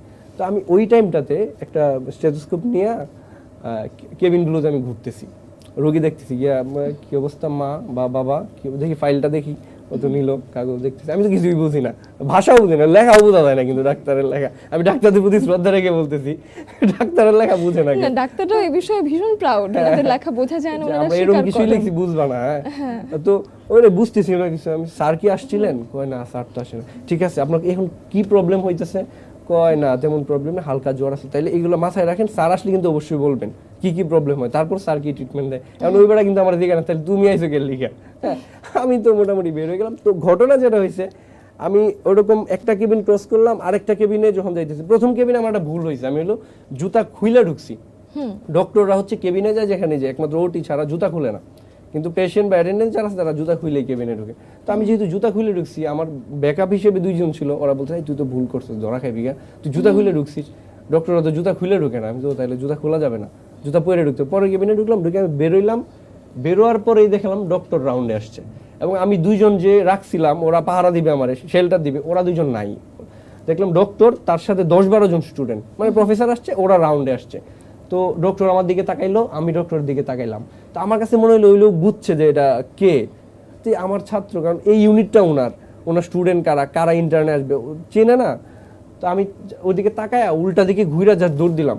এরপর আর পিছনে আমি তাকাই না, আস্তে আস্তে গিয়ে সিঁড়ি দিয়ে ঘুরে মেডিকেল কলেজের গেট পার হয়ে গিয়ে একটা চায়ের দোকানের সামনে গিয়া পিছনে ফিরলাম যে আমার কি ফলো করতেছে কিনা। তো এরকম ক্যারেক্টারে যাপন করতে গেলে আমার যদি এরকম সুযোগ হয় তাহলে আয়না করে আমি যাব বোঝার জন্য। আচ্ছা, বেশ। দর্শক বুঝতে পারছেন যে আমাদের আসলে র্যাপিড ফায়ারও বেশ একটু দীর্ঘায়িত হচ্ছে, কারণ ভাই সাহেব এসেছেন এবং তার অনেক গল্প আছে। ভাই সাহেবের ফায়ার একটু সময় লাগে, সবকিছু একটু গল্প আকারে জানাতেই হবে। তো সেই ক্ষেত্রে আরেকটা বিষয় আছে, সেটা হলো অবশ্যই আমাদের সমন্বয়করা 2 জন আবার উপদেষ্টা টিমেও আছেন, এবং সেক্ষেত্রে অনেকেই আবার দেখা যাচ্ছে নিজেদেরকে সমন্বয়ক দাবিও করছেন। তো সেই ক্ষেত্রে ভাই সাহেব সমন্বয়ক হলেন না কেন? কারণ আমি সমন্বয় জিনিসটা পারি না, আমি আমার বউয়ের সাথে সমন্বয় করে থাকতে পারি না, 2-1 মাইর খাই প্রতিদিন। তো সমন্বয় জিনিসটা এটা আমার দিয়ে হবে না, আর এই কারণে আমি সমন্বয়ক না। আচ্ছা, উপদেষ্টা পরিষদে যদি যোগ দিতে বলে তাহলে যোগ দেবেন? দিব। কি কোন বিষয় আপনি দেখতে চান? বাংলাদেশে এটা নতুন করতে হবে, কি বলে, মিনিস্ট্রি করতে হবে, লাফিং মিনিস্ট্রি। আচ্ছা, হ্যাঁ। তো আমাদের রাষ্ট্র কি করে, কেউ যখন কোনো প্রতিবাদ করে তারে হচ্ছে টিয়ার গ্যাস মারে, কাঁদুনে গ্যাস, আমি ওদেরকে মারবো হচ্ছে তখন ওই লাফিং গ্যাস। ওরা হচ্ছে হাসতে হাসতে বাড়িতে চলে যাবে, আন্দোলন এখানে থেমে যাবে, তারপর পত্রিকায় নিউজ হবে যে হাসতে হাসতে রাজপথ ছাড়লেন আন্দোলনকারীরা, এই ক্রেডিট যাবে ভাই সাহেবের নামে। চমৎকার চমৎকার একটা ভাবনা। আসলে সুযোগ পেলে আপনি যদি গণভবনে যেতে পারতেন, কি আনতেন? গণভবনে গেলে আমি যেটা নিয়ে আসতাম, মানুষগুলোরে নিয়ে আসতাম যে ভাই তোরা আর চুরি করিস না। এই চুরি জামানি দেখতে দেখতে আমরা এখন বিরক্ত, যে হাঁস ধরে লাইতেছে, মাছ ধরে লাইতেছে, খাওয়া শুরু করছে। আমি অনেস্টলি বলতেছি, এবং আমি এটার তীব্র প্রতিবাদ জানাই, পলিটিক্যাল ল্যাঙ্গুয়েজে যদি বলি, এটা করা ঠিক হয় নাই। এবং আমি গেলে কিছুই আনতাম না, মানুষদেরকে আমি নিয়ে আসতাম যদি সম্ভব হইতো, এটাও সম্ভব না আর কি। তাও অনেকেই চেষ্টা করেছেন যে না আপনি যে জিনিসটা রেখে যান, তো সেটাই একটা মানুষ আসলে কিছু একেবারে যে পুরো একটা জাতি যে একেবারে সেন্সলেস হয়ে যায়নি, বরং কিছু মানুষ তাদেরকে থামিয়েছেন, এটাও চমৎকার। ছাত্ররাও এখানে বেশ একটা ভালো রোল প্লে করেছেন। আরেকটা বিষয় সেটা হলো এই যে বউয়ের কথা আসলো, যেহেতু বিবাহিত পুরুষ ভার্সেস অবিবাহিত পুরুষ, এটা দিল্লির লাড্ডুর মতো। আপনি যদি না খান তাইলে আপনার মনে হয় আমি খাইলাম না, জীবনে একটা লাড্ডুই খাইলাম না। এবং আমি দিল্লির লাড্ডু কিন্তু আসলে খাইছি, দিল্লিতে আমি ছিলাম গত বছরে, এবং এটা দিল্লির লাড্ডুটা আসলেই বিরক্তিকর একটা খাবার। কিন্তু খাওয়ার আগ পর্যন্ত এবং খাওয়ার পরে যে আপনারা, আমি বলতেছি না আপনি যদি দিল্লি যান আপনিও লাড্ডু খাবেন, কিন্তু আমি বলে দিলাম যে এটা লাড্ডুটা হলো একটা বিরক্তিকর লাড্ডু, তাও খায় মানুষ। তো বিয়েটাও এরকম, আপনি ছেলে বা মেয়ে, আপনি বলবেন যে প্রেম মানেই জ্বালা, সংসার মানেই জ্বালা, সংসার ভাল লাগে না, সংসার বিষের বড়ি, এরপরেও সংসারে যাবি এবং গিয়া সে ও নিজে ওইগুলাই বলবে যে সংসার বিষের বড়ি, তুই খাইলি কেন ওই বড়ি। তো বিবাহিত অবিবাহিত এই আর কি। আচ্ছা, তো এই ক্ষেত্রে এখন হলো অনেকে ছোট ভাইয়ের গল্প আজকে শুনলাম, সজীবের নাম শিখেছি, কিন্তু যদি ছোট ভাইগুলো পরিবর্তন করে দিই এবং আমাদেরই চেনা কিছু মানুষ আপনার ছোট ভাই বানিয়ে দিই, সেই ক্ষেত্রে ভাই সাহেবের ছোট ভাই যদি হতেন ড্রাইভার আবেদ আলী। আবেদ আলী যদি হয়তো আমার ছোট ভাই, তাইলে আমি ছোট ভাইয়ের কাছ থেকে ড্রাইভিংটা শিখতাম। ড্রাইভিংটা শিখা আমি বলতাম ঠিক আছে তুমি চাকরিটা ছেড়ে দাও, তুমি অনেক ঝামেলা করে ফেলাইছো, ফ্যামিলির মানিজ্জত মেরে ফেলাইছো, ওখানে তুমি আমারে বসাও, আমি ড্রাইভারিটা করি, তুমি যে ড্রাইভারি করছো এটা, এগুলো আসলে আমাদের লজ্জা। এবং সে যদি আমার মানে উনি যদি আমার ছোট ভাই হইতো, আমি খুব লজ্জা পাইতাম এবং আমার আত্মবিশ্বাস কমে যেত। এই যে একটু আগে আমি চ্যালেঞ্জ করলাম যে যদিও একজনের দায় আরেকজনের উপর বর্তায় না, কিন্তু আমার ফ্যামিলির একটা লোক এই ধরনের ইয়ের সাথে জড়িত, ক্রাইমের সাথে জড়িত, এটা আমার জন্য লজ্জার বিষয় হইতো একেবারে। এবং জাতি হিসেবেও কিছু কিছু ঘটনা আসলে আমরা নিজেরা না করলেও আমরা কিন্তু লজ্জাটা ঠিকই পাই। আমাদের মনে হয় যে না, আমাদেরও হয়তো খানিকটা কোথাও না কোথাও একটা দায়ভার রয়ে গেছে মনের কোনায়, মনে হয় কোথাও না কোথাও। এই ক্ষেত্রে আরেকজন খুব ইন্টারেস্টিং ক্যারেক্টার আছে, সেটা হলো তৌহিদ আফ্রিদি। ওকে, আমি যখন এই স্টুডিওতে বসা এই যে বলতেছি তৌহিদ আফ্রিদি, এই যে উচ্চারণ করলাম, আমার লাইফে ফার্স্ট কোনো পাবলিক জায়গায় আমি ওনার নামটা উচ্চারণ করলাম। তো আমার ওনার ব্যাপারে আমার যেটা বক্তব্য যে ওনাকে অনেক মানুষ ফলো করে, ওনার রেসপন্সিবিলিটি নিতে হবে এবং তার জায়গায় সৎ থাকতে হবে। তাহলে ছোট ভাইকে কি বলতেন? তাহলে ছোট ভাইরা আমি এটা বলতাম যে you have to be honest, তোমাকে অনেস্ট হইতে হবে, নইলে তুমি বাসায় জায়গা পাবা না। বাসাতে বাইক করে দিতাম যদি সে ডিসঅনেস্ট হইতো। তার নামে অনেক আলাপ আলোচনায় শুনি, ব্যক্তিগতভাবে তার প্রতি আমার কোনো আক্রোশ নাই, কিন্তু আমি যখন সোসাইটির অ্যাঙ্গেল থেকে দেখতেছি যে ওই মানুষটার তো অনেক মানুষ ফলো করে, ফিউচারে প্রবলেমটা কি হয়, ধরেন আজকে ভাই সাহেব যদি চুরি করে ধরা খায়, এরপরে আরেকটা সৎ মানুষ যখন এরকম বুক ফোলায় সত্য কথা বলবে, তখন তারেও মানুষ অবিশ্বাস করবে যে ওরকম দেখছি সবাই এসে বড় বড় কথা বলে তারপর চুরি করে। তো তৌহিদ আফ্রিদি ভাই উনি তো যথেষ্ট বড় মাপের একজন ইনফ্লুয়েন্সার, সোসাইটিতে তার ইনফ্লুয়েন্স আছে। এই লোকটা যখন এই ধরনের যে ঘটনাগুলো আমরা শুনি যে ক্যাম্পেইন বা হাবিজাবি, তো এইগুলো ব্যাপার আমার মনে হয়। এবং তার কন্টেন্টের ব্যাপারে যদি আমি বলি যে উনি অনেক ওনার অনেক ইকুইপমেন্ট সাপোর্ট আছে, তো কন্টেন্টের ব্যাপারে উনি আরো নতুন কিছু ভাবতে পারে, যেখানে মানে দেশ ও দশের মঙ্গল হবে এরকম কিছু। এদিকে পুরো জাতির সাকিব আল হাসানকে নিয়ে ভালোবাসা, ক্ষোভ, আক্রোশ, দুঃখ, খুশি, কোনো কিছুর অভাব নাই। সাকিব আল হাসান যদি আপনার ভাই হতেন কি বলতেন তাকে? সাকিব আল হাসান আমার ভাই হইলে, যেহেতু উনি একজন ক্রিকেটার, আমি গর্বিত হইতাম, কিন্তু আমি ওনার জিজ্ঞেস করতাম যে আপনার ঠিক কী কারণে ওয়ার্ল্ড ক্লাস, আপনি বিশ্বসেরা অলরাউন্ডার হওয়ার পর আপনার বাংলাদেশের একটা আসনের এমপি হইতে হইলো কেন, এটা আমি জিজ্ঞেস করতাম ওনারে। এটা কি খুব দরকার ছিল? এরপরে আরেকজনের নাম আসে, সেটা হলো ছাগল কাণ্ড থেকে যিনি চেনা পরিচিত হলেন, জনাব মতিউর। তিনি যদি আপনার ভাই হতেন? ওনারে বলতাম যে তুমি ছাগল বিক্রি করতে বাজারে যাও না, ছাগল পালনের দায়িত্বটা তুমি রাখো, আর বিক্রি করবো আমি বড় ভাই হিসেবে আমি যাব, কোনটার দাম কত নির্ধারণ করতে হবে এটা আমি করব, আমি জানি, তুমি লালন পালনের মধ্যে থাকো, এগুলো মাংস বাড়াও, এটা দাম পরে আমি বাড়াই নিতেছি বলতাম। আচ্ছা, ডিবি হারুন, ওনার ব্যাপারে বলবো, ওনার যে ব্যাপারটা আমার ইয়ে লাগতো, উনি হচ্ছে ওনার কথার মধ্যে একটা আঞ্চলিক টোন ছিল, তো ক্যাজুয়াল করে কথা, কিশোরগঞ্জের মানুষ, আমিও নেত্রকোনার মানুষ। তো শুধুমাত্র ওনার ব্যাপারে না, আমি যদি বলি যে যারা বর্তমানে, যারা এর আগে বড় পাওয়ার হোল্ড করছে কিন্তু এখন তারা তাদের সেই পূর্বের ঘটনার জন্য অনুতপ্ত, বা সাধারণ মানুষ তাদেরকে ঘৃণা করে যাদেরকে, সেটা শুধুমাত্র ডিবি হারুন সাহেব না, যে কোনো মানুষ, এরকম অনেক 100, 500, 1000 উদাহরণ দেওয়া যাবে। তো তাদের উচিত ছিল এটা জানা যে তাদের কোথায় থামতে হবে। একটা মানুষের জন্য কি লাগে, এটা মানুষের চাহিদা কি থাকতে পারে বলেন তো? মানে হাজার হাজার কোটি টাকা লাগে, এই মানে এত পরিমাণ টাকা একটা মানুষ কি খায় সারাদিনে? ভাত খাবে, মাছ খাবে, মাংস খাবে। আপনার যদি বলা হয় আপনি 5,000 টাকার খাবার খাবেন সারাদিনে, খায় শেষ করতে পারবেন নিজে রান্না করে খাইলে?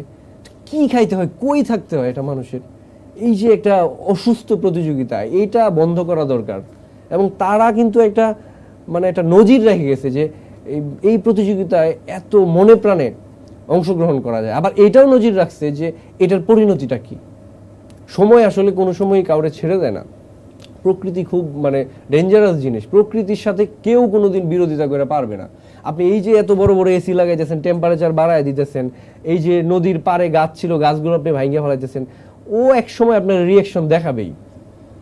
তো এই জিনিসগুলো আমাদের মাথায় রাখতে হবে ভাই। একদম। সুলাইমান সুখন, এই সুলাইমান সুখন ভাইয়ের সাথেও আমার একটা এক্সপিরিয়েন্স আছে। সেটা হচ্ছে যে ভাই একবার আমার মেসেজ করছিল যে তোমার কন্টেন্ট দারুণ লাগে, এরকম এরপরে গো ফরওয়ার্ড বা এরকম কিছু একটা এপ্রিশিয়েট করে। তারপর আমি বলছি যে ভাই আপনি আমার কন্টেন্ট দেখেন, এটা শুনে আমার ভালো লাগলো। তো ওনার ক্ষেত্রে আমি যেটা বলবো যে আসলে আমার নিজের জায়গাটা নিজের কাছে পরিষ্কার হওয়া উচিত এবং যে কোনো জিনিস ফেস করা উচিত। ধরেন আমি আজকে একটা ক্রাইম করছি, আমি এটা ভুল করছি, সেই ভুলটা শুধু ভুল না, ক্রাইম। তো এই মুহূর্তে আমি যদি আপনার কাছে নিজের সাবমিট করি যে ভাই আমি এটা করছি, আমার তো এটা ভুল হয়ে গেছে, আপনারা আমার মাফ করেন, আপনারা যদি মাফ না করেন তাহলে আমি মানসিকভাবে শান্তি পাবো না। সেটা যাই হোক, অনেক বড় বড় প্রবলেম এইভাবে সলভ হয়েছে আলোচনার টেবিলে, চা খাইতে খাইতে অনেক বড় বড় প্রবলেম সলভ হয়েছে। তো আমি যদি নিজের সাবমিট করি যে আমি এটা ভুল করছি বা আমার মাফ করে দেন, তাইলে কিন্তু প্রবলেমটা সলভ হয়ে যায়। এখন মানুষ কি করে, ও এটা ভুল বলে চুরি আবার সিনা দুটি। তো মানুষ কি করে যে ও এটা ফল্ট করছে, এইটারে আবার জাস্টিফাই করার জন্য আরো যে অনন্ত জলিল ভাই বলে না, কেউ যদি একটা মিথ্যা কথা বলে, আবার যদি সে আরো অনেকগুলো মিথ্যা যদি বলে, তারপর সে যদি আরো একটা মিথ্যা কথা বলে, মিথ্যা কিন্তু মিথ্যাই থেকে যায়। কথা কিন্তু অনেক দামি কথা। আপনি মিথ্যা বলেন, তারপর আরো মিথ্যা বলেন, আরো অনেকগুলো মিথ্যা বলেন, মিথ্যা কিন্তু মিথ্যাই থেকে যাবে। একদম। উনার এটা নিয়ে হাসাহাসি করে, আমি কিন্তু হাসি না, আমি কিন্তু সিরিয়াসলি কথাটা বললাম এবং এটা আমার খুব মনে লাগছে, গেছে। না, অনন্ত জলিল কিন্তু বেশিরভাগ ক্ষেত্রে একটু গুছিয়ে হয়তো মানুষের কাছে রিপ্রেজেন্ট করতে পারেননি, কিন্তু উনি বেশিরভাগ সময় আসলে বেশ দামি দামি কথাই বলেন এবং তার বেশি অনেক ক্যারেক্টারিস্টিক্স আসলে প্রশংসনীয়, বেশ অনেক কিছুই আসলে মানুষ অ্যাপ্রিসিয়েটও করে। তো সেই ক্ষেত্রে আসলে সহজ সরল এবং আমার মনে হয় যে অনেস্ট সৎ মানুষ, এটাই আসলে এখনকার সময়ের সর্বাধিক চাহিদা। এবং এরই সাথে আপনি আমাদের র্যাপিড ফায়ার পুরোটা সাকসেসফুলি কমপ্লিট করে ফেলেছেন। গোল কয়টা হইলো? হ্যাঁ, ফায়ার কেমন হইলো? ফায়ার তো বেশ একদম মানে সব গুলি একদম জায়গা মতো গেছে, একটাও মিস হয়নি। এবং সেটার সাথে সাথে আপনি হয়তো জানতেন না, র্যাপিড ফায়ার একটা গিফট আছে, আমরা আবার ভীষণ ভালো গিফট দিয়ে দিই। আমি জানতাম, কারণ জিজ্ঞাসিলাম আমাকে কি কি দেওয়া হবে স্টুডিওতে আসলে, বলছে আপনারা কিছু টাকা দেওয়া হবে যাতায়াত বলতে, এবং একটা গিফট আছে। Thank you. এটা আমাদের র্যাপিড ফায়ারে আপনি যে জয়ী হয়েছেন, আপনি যদি না পারতেন তাহলে আবার না দিতে পারতাম, কিন্তু আপনি ওই যে গুলি যেহেতু জায়গা মতো গিয়েছে সেহেতু আপনাকে দেওয়া হলো। Thank you. তাইলে তো একটা পরীক্ষা হয়ে গেল আমার। একদম একদম, পরীক্ষায় আপনি ভালো নম্বরে পাশ করেছেন এবং থ্যাংক ইউ আমাদেরকে আপনার দামি সময় আমাদেরকে দিলেন। Thank you. দর্শক, এতক্ষণ আমাদের সাথে ছিলেন ভাই সাহেব ওরফে সামিউল হক ভুইয়া, এবং আশা করি আমাদের এই আড্ডাটা আপনিও এনজয় করেছেন। আগামী পর্বেও আমরা নতুন কাউকে নিয়ে এবং আমাদের এই আড্ডার নতুন কোনো বিষয় নিয়ে আমরা চলে আসব। আমাদের সব রকম কন্টেন্ট আপনারা দেখে নিতে থাকুন দীপ্ত প্লের সাথে, এবং দীপ্ত টিভি এবং দীপ্ত টিভির ফেসবুক এবং ইউটিউব পেজের সাথেও কানেক্টেড থাকবেন। আল্লাহ হাফিজ।